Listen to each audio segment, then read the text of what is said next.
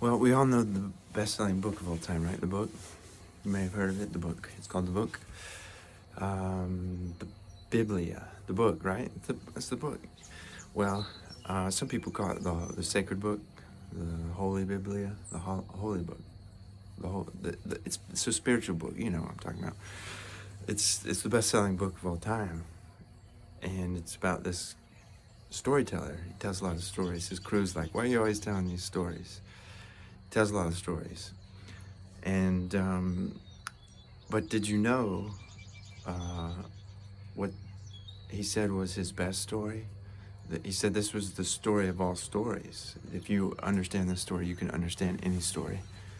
And if you don't understand it, then you can't really understand any story. The story of stories. You want to hear it? Well, it's about a farmer. And this farmer, he plants a lot of seeds, you know. It's a farmer thing. And he begins to notice, planting all these seeds and everything, that there are pretty much 4 situations that could happen when you're planting seeds, of course. The first one is they fall into the walkway and they barely even get a chance to hit the dirt before some bird comes and snatches it up right behind them. And that's the first one. The second one he noticed was that they would fall into the dirt, but it was like not quite the good dirt, it was rocky dirt. And so rocks are good for drainage, but they don't hold the water like the soil. And so it started to sprout, but then the sun came out and dried up all the rain. And the itty bitty sprout, it roasted up, and that was it. But the third one he noticed was they went into some briar patch. Don't throw me in the briar patch.